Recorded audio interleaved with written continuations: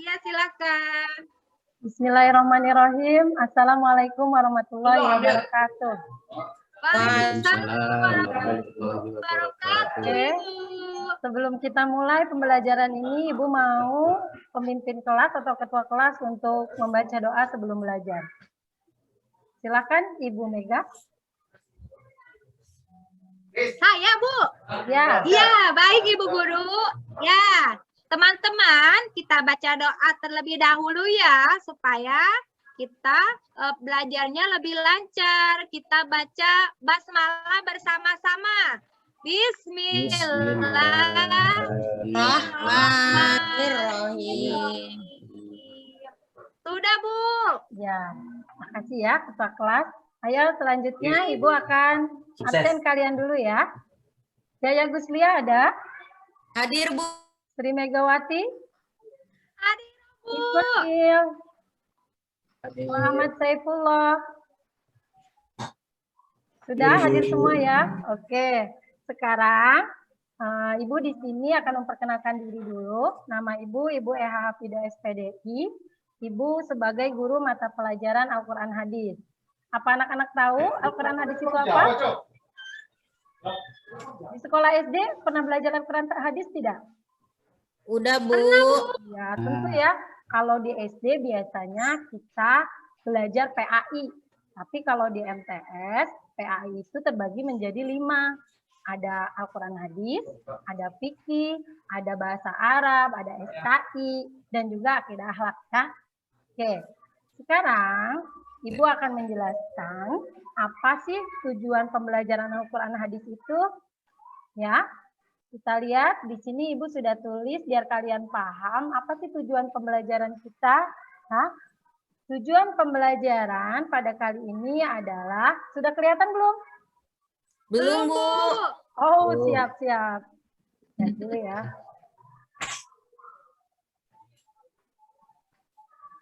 Bentar ya.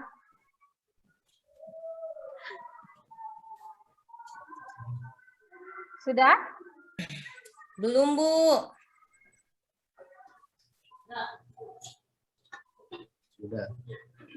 Sudah terlihat? Udah, Bu. Oke. Tujuan pembelajaran Al-Quran Hadis di MTS ini adalah agar peserta didik mampu menjelaskan pengertian Al-Quran Hadis, ya, cara mencintai hadis, cara menerapkan Al-Quran dan hadis, serta memiliki 4 keterampilan: berpikir kritis dan proaktif, kreatif, kolaboratif, dan komunikatif sebagai implementasi dari pemahaman tentang kedudukan dan fungsi Al-Quran. Ya, sebelumnya Ibu akan tanya lagi, apa kalian di PAI, di pelajaran PAI itu mempelajari Al-Quran Hadis? Belajar, Bu. Belajar ya. Apa sih yang kalian pelajari di sekolah dasar tentang Al-Quran Hadis? Banyak, Bu. Banyak. Ya. Banyak, Bu. Segala sesuatu yang berkaitan tentang Al-Quran dan hadis ya. Betul Iya, tidak? Bu. Iya, Bu. Oke, betul. Iya, Bu. Ya. Oke, sekarang Ibu akan lanjut ke pembelajaran kita Al-Quran Hadis di MTS ini ya. Kalian sudah paham kita mempelajari apa. Sekarang Ibu akan bertanya ke Bu Mega. Bu Mega, halo. Iya, Bu. Aku, Bu. Apa sih Al-Quran Hadis menurut Bu Mega? Al-Quran Hadis itu, Al-Quran itu pedomannya umat Islam, Bu. Iya, pintar. Al-Hadis, iya. Oke, betul. Al-Hadis, iya. Silakan Yaya Guslia, apa sih Al-Quran Hadis itu? Al-Quran Hadis itu adalah pedoman bagi umat manusia, Bu. Oke, pintar ya, anak-anak Ibu sudah paham ya tentang Al-Quran Hadis. Oke, sekarang kita lanjut ke kompetensi dasar. Kompetensi dasar pada mata pelajaran Quran Hadis ini adalah 3.1, memahami kedudukan Al-Quran dan hadis sebagai pedoman hidup umat manusia. Dan 4.1, mempraktikkan cara hidup yang sesuai dengan Al-Quran dan hadis. Oke, sudah siap menerima pembelajaran Al-Quran hadis? Siap, Bu. Siap ya. Oke, Iya, Bu. sekarang sebelum kita mulai, Ibu mau kalian simak. Ibu punya gambar. Gambar apa ini? Gambar apa, Bu? Gambar apa ini? Mana, Bu, gambarnya, muncul, Bu. Bu? Oh, gambarnya tidak muncul ya, punten. Maaf Iya, ya. Bu. Iya, Sekali Bu. lagi, Ibu lihatin dulu ya. Nih, Iya, Bu. kelihatan? Mana, Bu? Kelihatan, Bu. Ah, Al-Quran, gambar Bu. Iya, apa? Bu. Ada, Bu. Gambar apa? Al-Quran. Gambar Al-Quran, Bu. Pinter. Coba, Al-Quran itu apa? Ada yang tahu? Apa sih Al-Quran itu? Itu kitabullah. Oke, Al-Quran adalah Kitabullah. kitabullah. Pintar. Yang lain? Ada yang tahu? Apa Pedoman itu hidup Al-Quran? untuk orang muslim. Pedoman hidup, Bu. Bagi Pedoman umat hidup. Terus, Yaya, apa itu Al-Quran? Kitab suci yang Allah berikan kepada Nabi Muhammad, Bu. Kitab suci umat Islam ya. Oke, Al-Quran adalah kitab suci umat Islam. Selanjutnya, ini gambar apa? Ada yang tahu ini gambar apa? Bu, hadis. Hadis. Apa sih hadis itu? Ya. Apa hadis itu? Sesuatu yang bersumber dari Nabi. Sumber, Bu. Ya, betul. Sumber. Kita Segala sering dengar. perkataan yang bersumber dari Nabi. Ya, betul. Hadis itu sunnah Nabi, baik dari perkataan, perbuatan, atau ketetapan. Oke, karena kalian sudah paham, sekarang Ibu akan jelaskan ya, apa pengertian Al-Quran dan hadis. Kita simak baik-baik. Bismillahirrahmanirrahim. Apa itu Al-Quran dan hadis? Al-Quran adalah sumber hukum yang pertama, sedangkan Al-Hadis adalah sumber hukum yang kedua. Sumber hukum dalam Islam, mayoritas Muslim menyepakati bahwa hukum Islam itu ada 4. Yang pertama adalah Al-Quran, sedangkan yang kedua adalah hadis, dan yang ketiga itu ijma, sedangkan yang keempat qiyas. Ya. Kemudian, apa pengertian Al-Quran? Pengertian Al-Quran secara bahasa berasal dari bahasa Arab, yaitu qoro'a, yaqra'u, Qur'ana, yang artinya bacaan atau yang dibaca.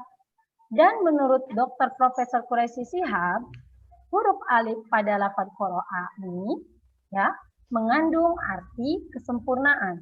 Apa sih kesempurnaan Al-Quran? Kesempurnaan Al-Quran tidak hanya pada isi kandungan, tapi juga pada redaksi dan petunjuknya, serta mudah dihafal. Siapa saja bisa menghafal Al-Quran. Kita sering lihat, kita dengan mudah melihat di internet banyak sekali anak balita yang baru bisa berbicara, sudah hafal Al-Quran. Benar tidak? Betul tidak? Ada yang sudah pernah lihat? Iya. Bahkan kalau di bulan Ramadan, kita sering lihat juga di tahfidz Quran. Ada yang orang tidak sempurna atau mungkin abnormal atau autis, tapi bisa menghafal Al-Quran.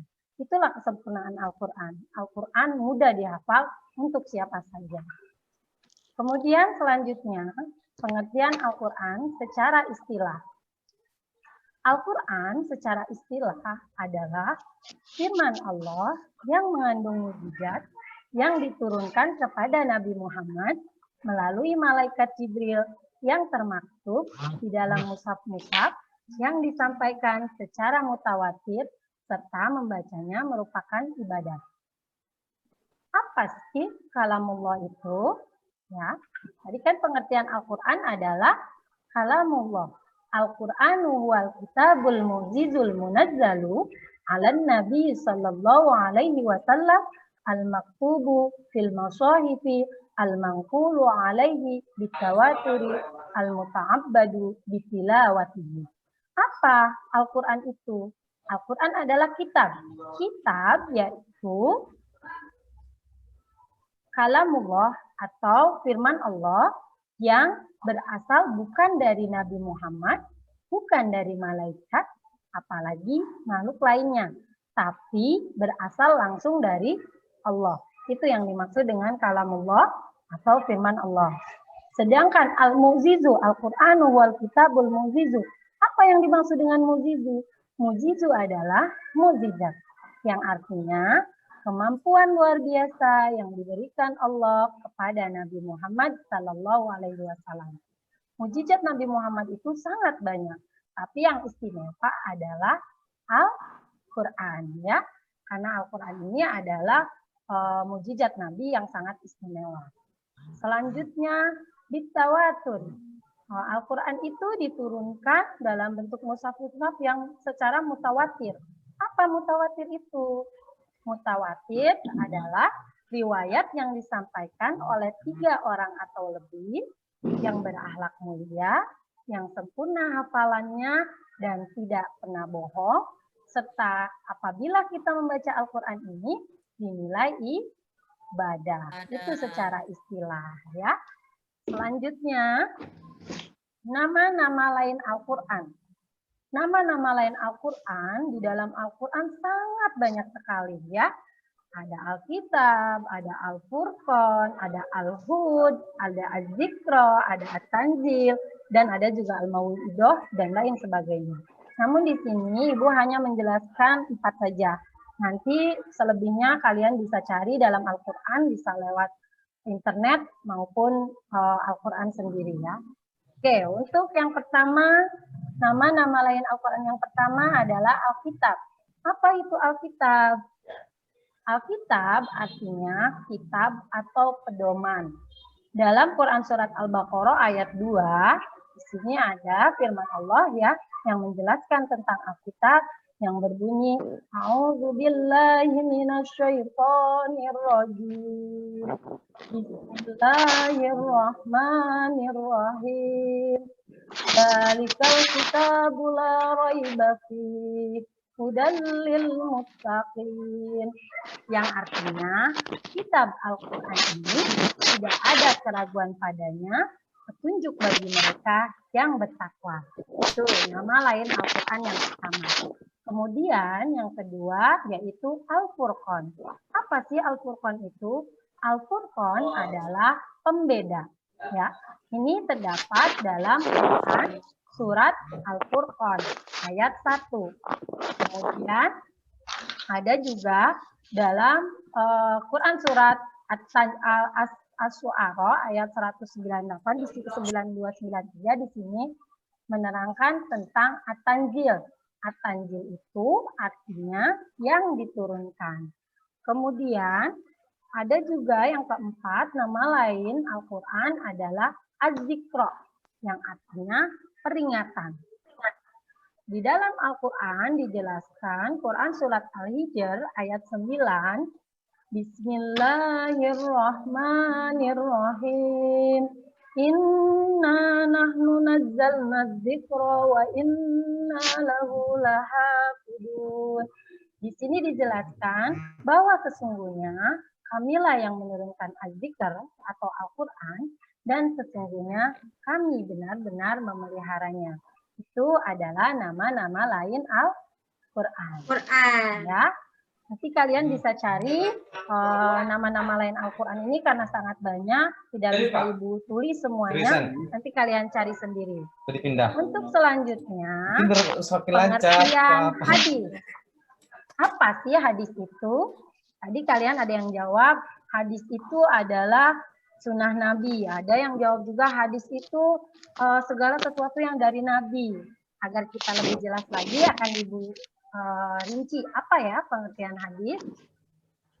Silakan kalian perhatikan gambarnya, ya, simak baik-baik PowerPoint yang sudah Ibu buat. Di sini ada pengertian hadis secara bahasa. Apa sih hadis itu? Hadis itu adalah jadid atau baru. Kemudian ada lagi hadis itu adalah al-hadis, yakni ucapan. Sedangkan ada lagi al-khobar. Apa al-khobar itu? Yaitu cerita. Kemudian hadis secara istilah, perhatikan ya, karena jarang sekali ini yang paham untuk hadis, maka tolong perhatikan ya.